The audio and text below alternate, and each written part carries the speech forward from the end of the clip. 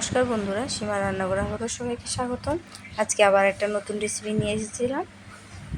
এখানে দেখুন আমি শিম বিচি নিয়েছি আর ডিম নিয়েছি 3টে। আমি শিম বিচি আর ডিমটা একসাথে সিদ্ধ করে নেব। দেন এখানে কি কি মশলা লাগবে দেখিয়ে দিলাম। ডিমটা আমার সিদ্ধ হয়ে গেছে, এবার আমি বাটলাটি ছেড়ে ভেজে নেব। দেন কড়াইতে আমি পেঁয়াজ কুচিগুলো দিয়ে দিলাম, দিয়ে আমি শিম বিচিগুলো হালকা একটু হাতে ভেজে নেব। অনেকদিন ভিডিও দেওয়া হয়নি, তার জন্য অসংখ্য ক্ষমা করে দেবেন আমাকে। দেন আমি এখানে লবণ আর হলুদ দিয়ে ভালো করে শিম বিচিটা একটু নাড়িয়ে নেব।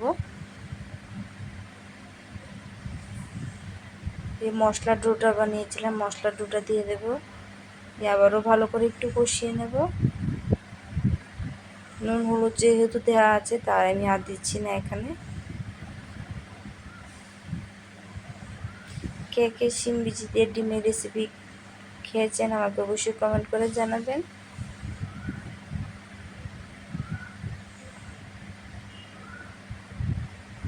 এবার আমি সামান্য পরিমাণ জল দিয়ে দেব, ভালো করে আর একটু সেদ্ধ হওয়ার জন্য অপেক্ষা করব। দেন এখানে সিদ্ধ দেখুন ঝোলটা ফুটে গেছে, এবার আমি ডিমগুলো এতে দিয়ে দেব।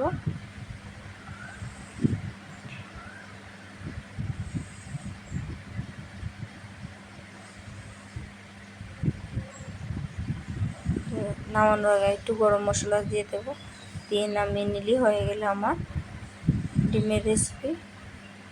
যারা যারা লাইক করেছেন তাদেরকে অসংখ্য ধন্যবাদ। এইভাবে পাশে থাকবেন বন্ধুরা।